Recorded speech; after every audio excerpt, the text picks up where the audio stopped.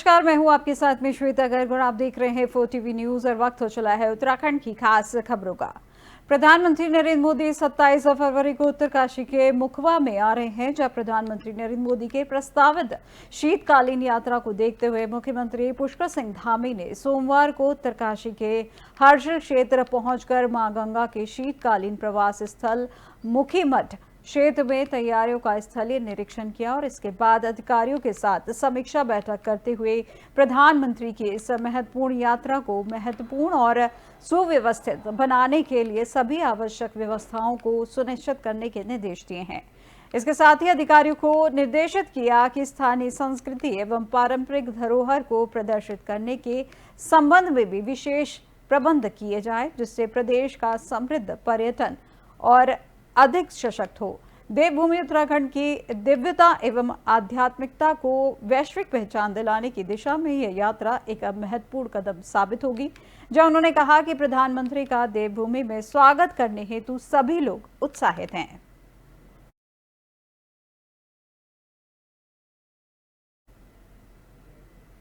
मुख्यमंत्री पुष्कर सिंह धामी ने सोमवार को किशनपुर देहरादून स्थित पुलिस ऑफिसर्स कॉलोनी में एक पुलिस महानिरीक्षक केवल खुराना के पार्थिव शरीर पर पुष्प चक्र अर्पित कर उन्हें श्रद्धांजलि दी। मुख्यमंत्री ने शोकाकुल परिजनों से मिलकर अपनी शोक संवेदनाएं व्यक्त की हैं। वहीं मुख्यमंत्री ने दिवंगत आत्मा की शांति और शोकाकुल परिजनों को धैर्य प्रदान करने की ईश्वर से कामना की है।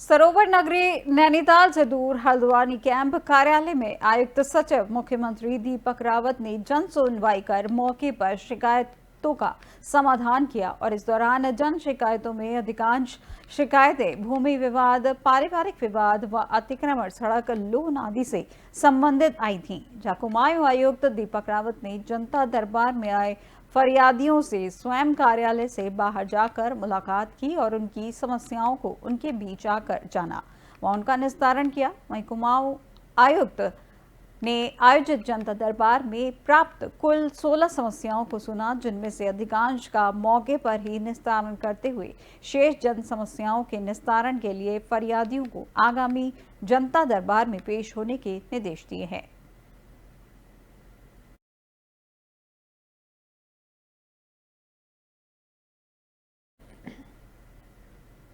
कांग्रेस के वरिष्ठ नेता गणेश गोदियाल ने कहा कि आज प्रदेश में सबसे शर्मनाक स्थिति ये है कि प्रदेश के एक मंत्री ने भरे सदन में उत्तराखंड और उत्तराखंड की जनता को गाली दी है और उससे भी शर्मनाक बात यह है कि प्रदेश के मुख्यमंत्री पुष्कर सिंह धामी और विधानसभा स्पीकर ने उस मंत्री को बचाने का काम किया है। गणेश गोदियाल ने सरकार से सवाल किया है कि 2018 में जब सरकार ने भू कानून को रद्द किया, तब से लेकर अब तक उत्तराखंड को कितना नुकसान हुआ है।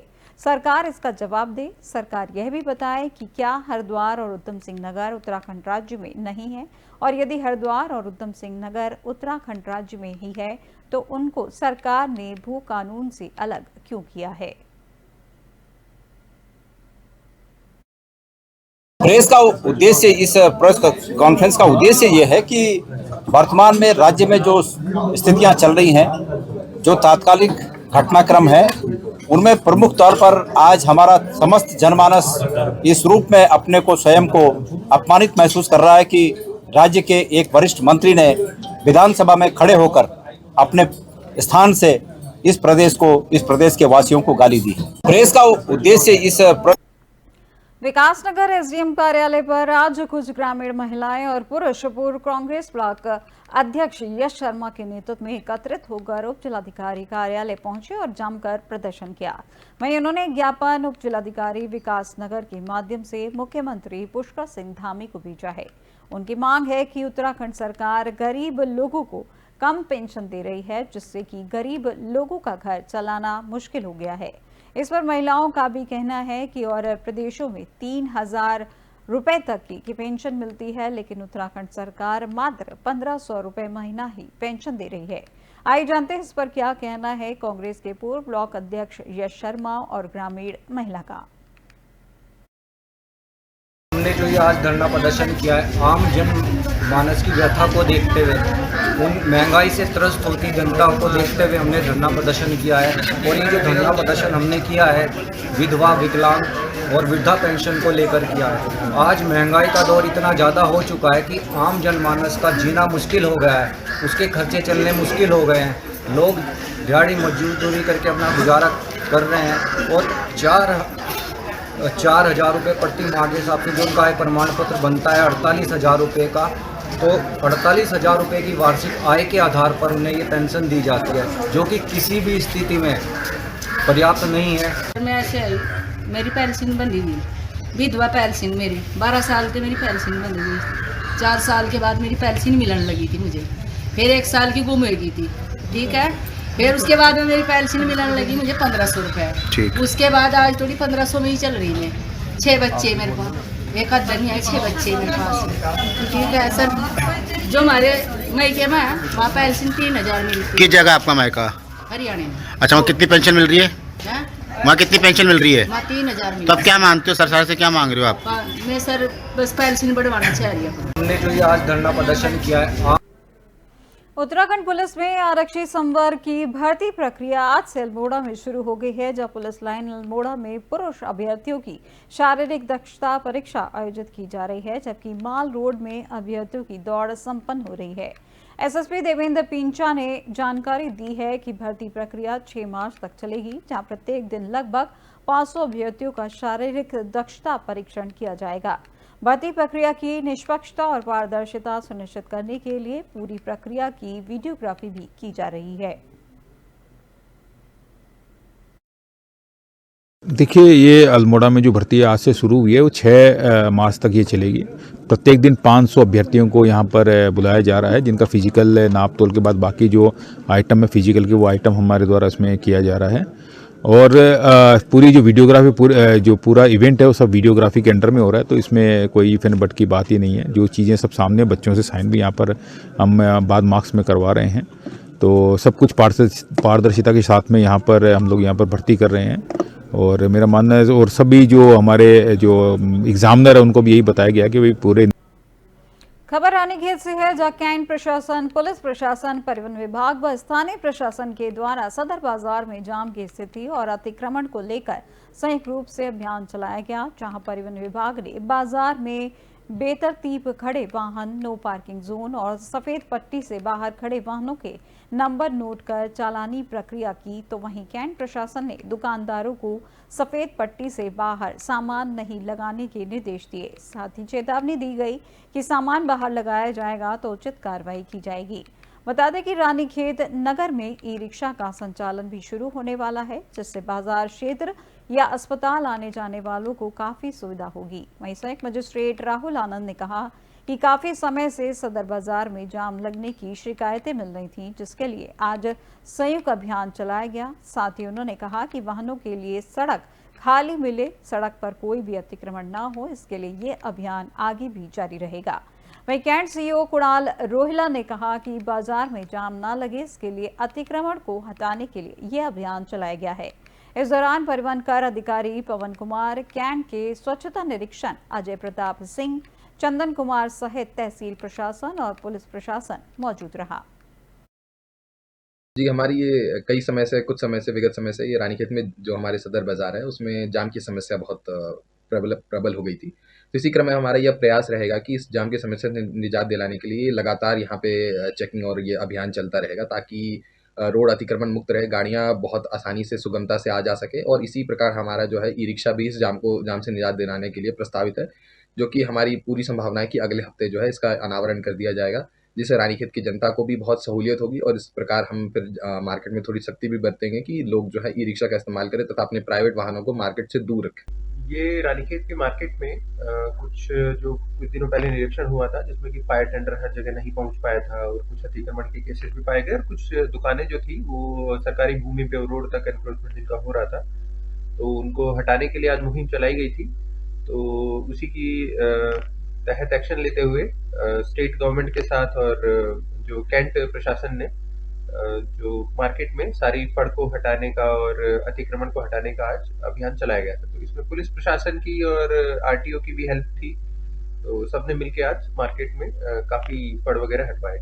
अभी जो है 2 पिंक रिक्शा रानीखेत में चलाए जाएंगे, वो राज्य सरकार की मुहिम के तहत चलाए जा रहे हैं।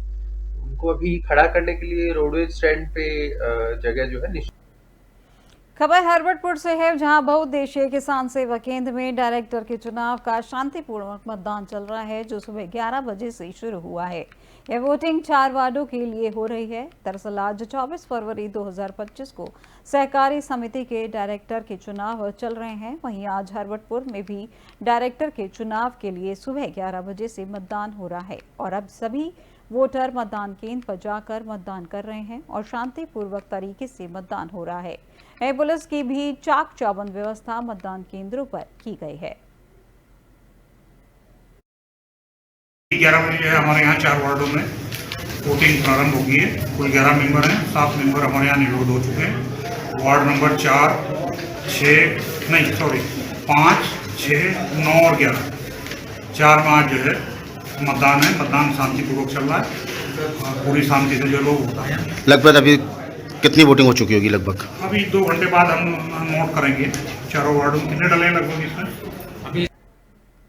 उत्तराखंड प्रदेश के जनपद उधम सिंह नगर के जसपुर क्षेत्र की किसान सहकारी नादेही चीनी मिल्स के सामने आ रही, जहां भारतीय किसान यूनियन के पदाधिकारियों ने एवं क्षेत्र के किसानों ने जीएम कार्यालय पहुंचकर मिल द्वारा क्षेत्र के किसानों को उपलब्ध कराए जा रहे गन्ने के बीज को सूखा एवं बीमारी नुमा का आरोप लगाकर नाराजगी जताते हुए मिल प्रबंधक चंद सिंह इमलाल से मुलाकात की और मिल द्वारा किसानों को उपलब्ध कराए गए घटिया किस्म के गन्ने के बीज को लेकर दोषी कर्मचारियों के खिलाफ तत्काल कार्रवाई करने की मांग करते हुए जमकर मिल प्रशासन के खिलाफ नारेबाजी कर हंगामा करते हुए जीएम से सवाल जवाब भी किया है और घटिया किस्म का बीज उपलब्ध कराने पर कड़ी नाराजगी जताई है, जिसका वीडियो भी सोशल मीडिया पर तेजी से वायरल हो रहा है। इस पर मिल प्रबंधक चंद सिंह इमलाल ने बताया कि आरोपी कर्मचारी को निलंबित कर मामले की जांच शुरू कर दी गई है।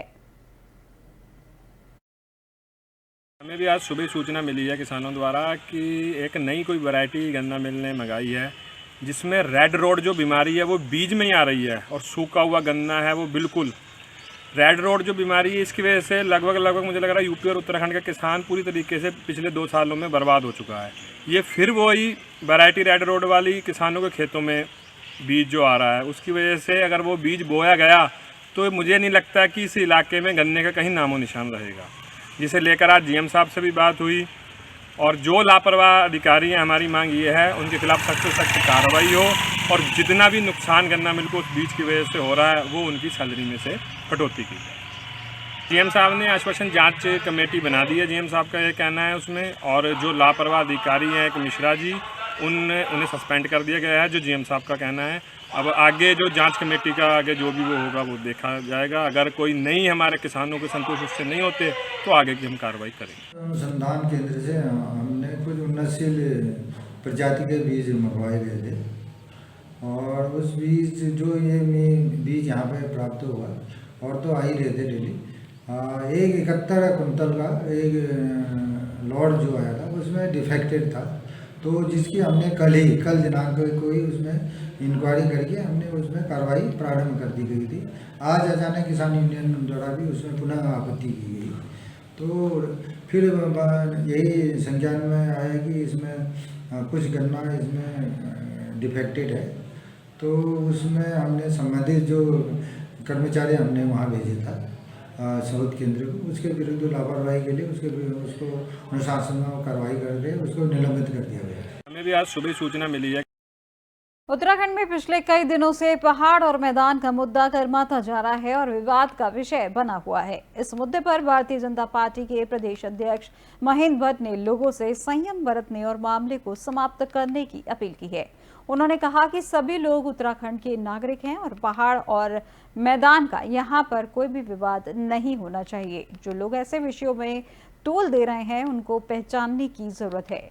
बीजेपी के प्रदेश अध्यक्ष महेंद्र भट्ट ने इस पूरे मामले में कांग्रेस को कटघरे में खड़ा किया है और कहा कि विधानसभा के अंदर कांग्रेस ने ऐसा माहौल बनाकर विवाद उत्पन्न किया है जो ठीक नहीं है और इसका खामियाजा कांग्रेस को भुगतना पड़ेगा।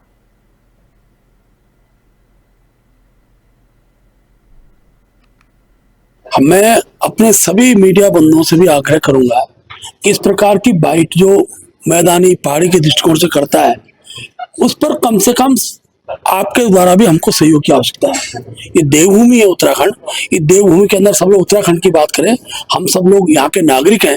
इस प्रकार का द्वंद्व खड़ा करने का मुझे तो अब ये लगता है कोई कुछ चक्र जरूर है, और आखिर इस चीज को खड़ा करने वाले लोग कौन है वो पहचानने पड़ेंगे। ऋषिकेश के बाद इस क्रम को आगे बढ़ाया गया। परसों भी सदन के अंदर उसके शुरुआती पक्ष को देखेंगे तो जब सदन के अंदर कांग्रेस के विधायक इस प्रकार का वातावरण खड़ा कर रहे हैं तो उसके कारण भी एक प्रकार का आक्रोश होना स्वाभाविक जो उचित नहीं है। मैं अपने सभी मीडिया बंधुओं से भी आग्रह करूंगा।